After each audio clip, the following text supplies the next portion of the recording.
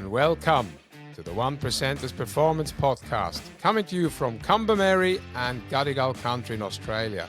We pay our respects to elders past, present and emerging, and we acknowledge the First Nations people of these lands. This is the podcast exploring how small changes make a big impact. I'm Mario Buchs, and together with my co-host Tim Buxton, we'll discover the unseen edges of peak performance to help athletes, teams and leaders unlock their exponential growth. And now, it's time to dive in and find the 1% that changes everything.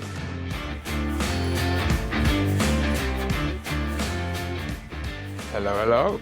Hello. We're back. We're back. So, Mario, what are we going to be diving into today? What's in the mind of Mario Buchs? I think it's in our minds, right? We're talking about building a good crew now for our Odyssey and our adventure later this year, which we've spoken about in depth. And there's a lot of information out there now, videos and social media posts about our humanitarian Iraq 100.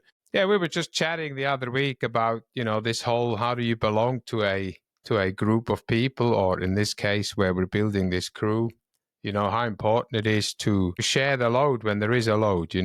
Nobody can do any of this on their own. That's point number one. So in a positive and in a negative environment, at work and at home, we were just discussing earlier on, there's angry customers, right? That they call in the corporate world and they want to really give you a hard time. Let's say they're right, they're correct, right? They've got a problem with one of your products or the way people have been behaving or treating them. And then, there's a lot of solutions to this in a way, right? And we always want to fix things immediately rather than just sit back. I think that's something you discussed as well. And we had a chat about that last week. Sometimes we don't need to fix everything immediately. It's just a matter of keeping people involved and making them feel that they belong. Point number one, we have to build this environment, this culture within a business or in a company or in a team. But then the most important part is that these things are broken down a little bit. Why is this customer angry? Is it a negative if a customer calls in angry or if someone's not happy? In business, I usually say, hey, he's giving us an opportunity, still. He could have walked away, depending on what it is. We said it about the coffee. If I'm not happy with my coffee, I can walk away 250 meters and I'll go to the next coffee shop. Sometimes in business, it works like that as well. We deal with a lot of small businesses. And if people are not happy and they still call in, at least they're giving us an opportunity. They weren't that unhappy. They're just kind of, And again, there's happiness, there's fulfillment and so on.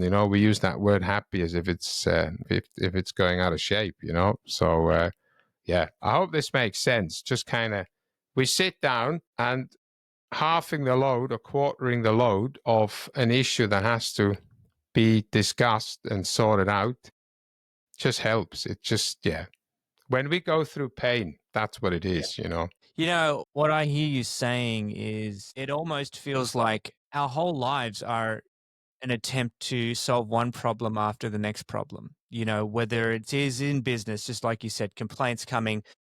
You can look at a global sense. You could look at the crazy wars and conflicts that are happening on right now politically, and it can be disheartening thinking there's just, we're not getting any closer to solving problems. And then you micro it down into your family and it's like there's my car didn't start today, had to call RSCQ, got to buy a new battery, and you're managing, your finances are a struggle, and how do I get through this challenging season, cost of living going up, and we're always solving problems, kids fighting, whatever it may be. And I think if we want to be able to just not kind of eke by and go from one problem to the next, but if we want to create an environment of real high performance and thriving, there is this magic, I believe, like solution that really addresses and goes right to that core heart of this, that creates that space and maybe even shifts a little bit, a quarter turn, what the actual goal is that we're really looking for.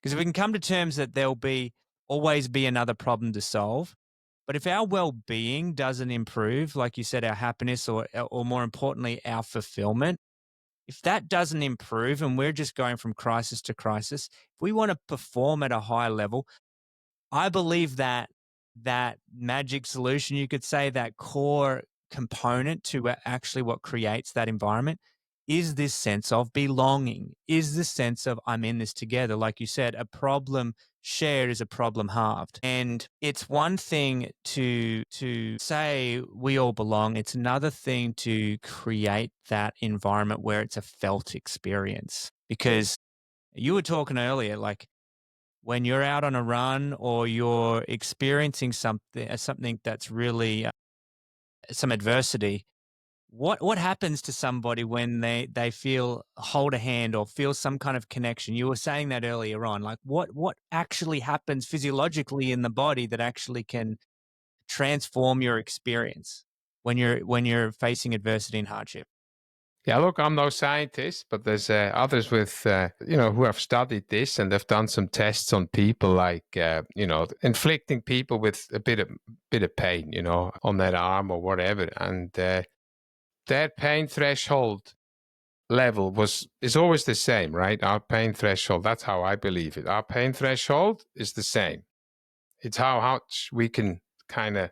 So there's two things here, right? One thing is when people were in pain and they were just kind of inflicted some pain, they felt the pain as higher as opposed to when they were like shown a picture, for example, of one of their loved ones, right, their partner, whatever there is. So that was one example. Something else I read many years ago, it was about swimmers, and what is the difference? And we're talking about this 1% of performance all the time. Three types of swimmers: the everyday swimmer, like me probably. Then there's this amateur swimmer who's in a club in a way, but he doesn't compete that much. And then they had professional swimmers. And all they did with these people is they had to put their hands in icy water or a bucket of ice or whatever. The moment of the pain hitting whatever it is, a number 9 out of 10, let's say, as a number, was always the same. 25 seconds or 30 seconds for all three groups. But then the normal swimmer like me, he took his hands out probably after 26 seconds, whereas this, kind of amateur swimmer, he handled it for 45 seconds. But then the professional swimmer, he was in that pain cave for 2 minutes or whatever, right? So this is just the difference between the pain level, right? What we can handle. So there's two aspects to this. But if people are surrounded in pain with people that are warm to them and they're part of their team and crew and gang and tribe, as I like tribe. It's my favorite word. They actually feel a lot less pain. So that's been done on many studies. Threshold enables you to endure, right? Yes, correct. And most of what we need in life is the ability to just carry on. And I think not just carry on in survival mode, but like you said, carry on with like, man, what used to hurt me doesn't hurt me anymore. And there's a lot of obviously ways you train and you build that through like what we've talked about physiologically, through nutrition, through sleep, through all the different things. But one of the things we cannot neglect to really focus on today is this power of finding community, building community. What does it take to really cultivate community?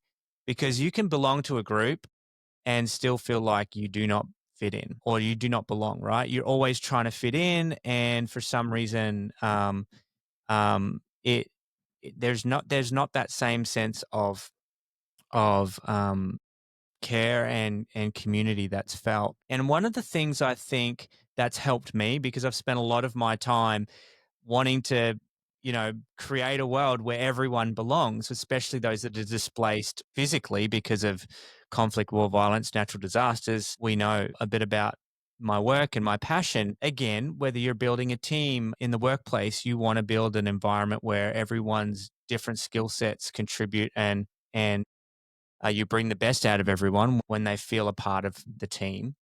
What does it take that? And I think part of it isn't trying to always fix each other's problems or trying to fix what seems to be the problem that we might be bringing to the table the problem that we're actually facing. The problem isn't, just get me more money or, deal with this grumpy customer and get them out of so they don't complain anymore or help fix the design of something that's not working. It's broken.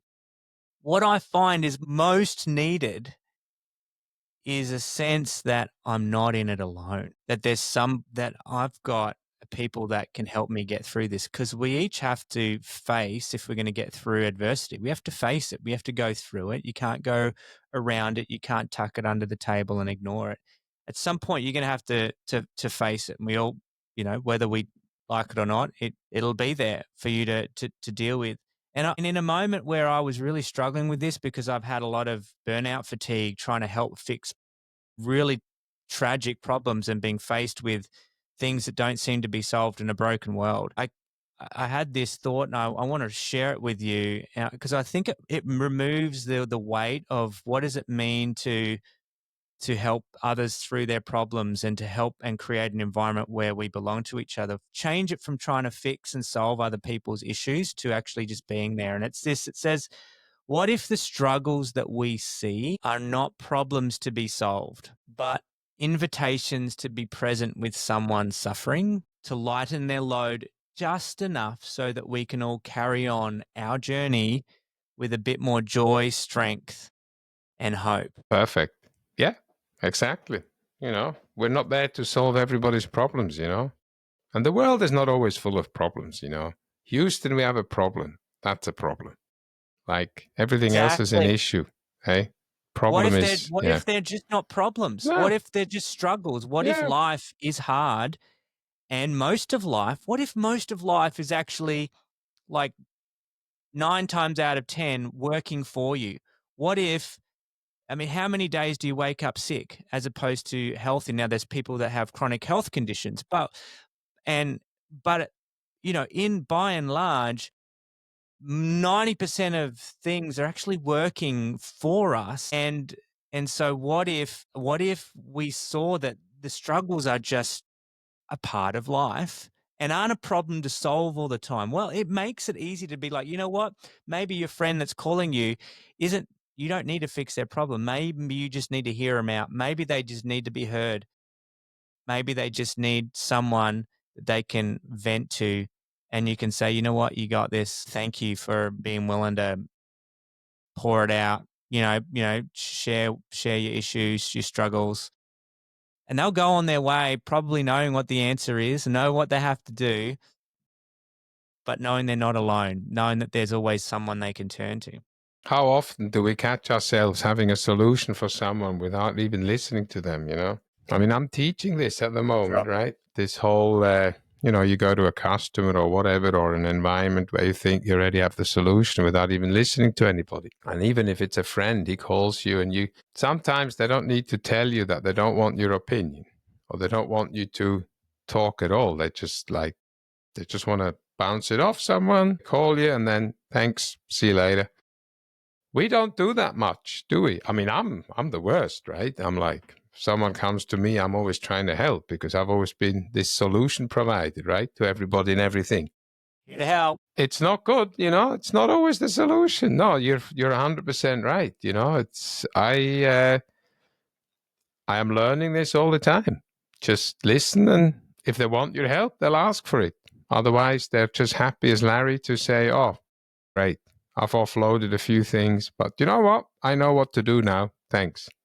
That's all we need to do sometimes. Create that's an important thing, creating an environment where people can share, because usually the first time they'll say something, and I often find this with my staff, my team, the first time they present a problem or they have something they want to talk about, it doesn't come out. The real issue is still waiting to come out. And then it's usually being able to hear, like you said, to actually listen, because if you go and try and solve the problem on what the initial communication's been, you're not actually solving the issue that needs to be addressed, or you're not addressing the issue that they really have. And so I think you're right. I think a lot of it comes down to, and you would know this with customer concern, is help me understand what you really want a resolution on. What is actually bothering you right now? What's concerning you? And I had this recently with a staff member where, they even came with what the solution had to be because they thought they were going to just try and, kind of deal with something that was agitating them. But I knew that that was not going to solve the problem once I truly understood what they were actually, what it is that they were actually kind of dealing with. And yeah, it's taking that extra time to really make sure you've captured what it is that they're actually feeling or going through. That can only be done with the correct questions, right? Coaching is all about that, right, Murray? So tell me, as a coach, how do you do that with, people that you're coaching, whether it be, runners or your team? What are some of those important questions? What are the ways that you can make someone feel heard and make someone feel like they're valued? Because I think that's key to that, building that and cultivating that core belonging culture in your team. So yeah, in my two little lives, I think in the corporate world with customers, when I'm talking to customers, for me, it's obviously trying to find out where is the issue, what are they actually struggling with? Sometimes they don't know exactly, but then it also, you need to build rapport, build that relationship with people like that, because they're spending money with you and your company, of course, and we have to show them the highest respect. Yeah, it's just asking the right questions and just being genuine, being yourself. I mentioned this before on a podcast. Trying to be someone else is the hardest thing to do ever. To keep that up is very hard. When it comes to run coaching, it's a little bit different. Not a lot, but kind of there. It's just a matter of trying to find out what makes them happy, right? What makes them fulfilled. Sometimes I get runners who are just frustrated with running and they're giving another coach a chance, which is fair enough, right? Some don't want to know anything about coaching anymore, but then it's kind of, I just discuss with them, but it's good to just know a little bit why they run, They don't have to answer these questions, all of them. They're very personal. Send about 5 questions out, which over time I've come up with 5 decent questions. And, one of them is, why do you run? What does it do? And how often do I get the answer of, oh, it helps me mentally, helps me get through things. I've realized I'm a better husband, a better wife, a better brother, a better whatever it is, just a better human being. And that for me counts a lot because from there on, I can then start building on these things. So for me as a coach, from my running perspective, that's definitely very important to me. Happy runners are good runners, People who smile in a race, they have the best race. Of course, it's a struggle, but that doesn't mean we have to not smile, right? It's like we're still doing something we love. Yeah. And going to Yeah. work, and it's a good point. You've mentioned it. And I really, before we close, I really want to, because you spoke about it. How fun is it to go running when you're enjoying running? And how great is it to go to work and do a job that you enjoy doing because you feel great? That is your second family. Your running group is your second family. Your workmates are your second family. I've had that in the past. I've been in an environment years ago when I was working in the UK. We were like brothers, the service engineers. There was never any issues with any of them. It was great. We were just great camaraderie. The camaraderie was fantastic. We could ask each other, usually on a Friday afternoon, because we would be driving up and down the country back home to where we live after a week away from home. We would just talk on the phone for 3 hours and discuss everything. We just felt better. It was great. So on Monday, we looked forward again to go work. We might not see each other for 6 months because everybody's on different sites, right? But yeah, it was great. That environment, but you make that. People have to work. That culture does not just come from the lead. You need to also be able to be led. You have to be coachable. And if you're not coachable, it makes it really hard. Yeah, I don't think it's any different for any sphere of life. Sport, whatever it is that you're doing, we mainly stay with things and thrive in things when it's just part of community. Don't leave a job. They might be getting paid less. They might maybe not even enjoy exactly what they're actually doing. But if they're part of something that they believe in and they're part of a team that they find they love showing up to work with and get along with, they will be loyal. they will stick around. And it's what I think a lot of people are looking for in our world today. People are looking for a place to belong, and I think if we can take those lessons of how do I truly get to know what makes someone tick? How do I truly understand them from a coaching perspective, what they want to get out of it? Sometimes for me, it's as simple as what conversation are we actually having? With my wife, like, is this a I need your help to fix this conversation? Is this a let me just vent conversation? Is this a hey, we've got some things we're going to have to work through and I just need to get it off my mind and give you the details conversation? Like all of those conversations, you know, are sometimes just, again, coming back to, are we really good at listening and understanding where each other are coming from? And when we can help people feel truly heard from whatever communication we're faced with, and recognize, again, let's come back to recognize that most things aren't problems. Houston, we have a problem is a problem. Most things will figure themselves out. And most things actually don't need a solution. Just let it sit for a few days. Write the email, don't send it. Come back to it, and you'll realize, hang on, it doesn't need to be sent, or you probably need to hit delete, because most of that is your own projection or your own issues feeding into trying to resolve something. And I think when we can create that environment where there's that safety and that sense of value that everyone has a purpose and a role, I think that's what makes things successful. That's what makes us thrive as individuals as well as bringing team success. And we're building that with our Iraq 100 crew. You're probably building it with your business or with your own goals, sporting ambitions, athlete ambitions that you might have as a runner or the next event you're a part of. You're going to need to create a team, a group environment that's going to get you across the line, because that's when it's enjoyable and that's when it's fulfilling. And I think that's where that peak performance comes from. Perfect. I think we can vibe out. Vibe out. You're like, Tim, This I don't is want it. to add anything else. I can't. It's like, that's the one.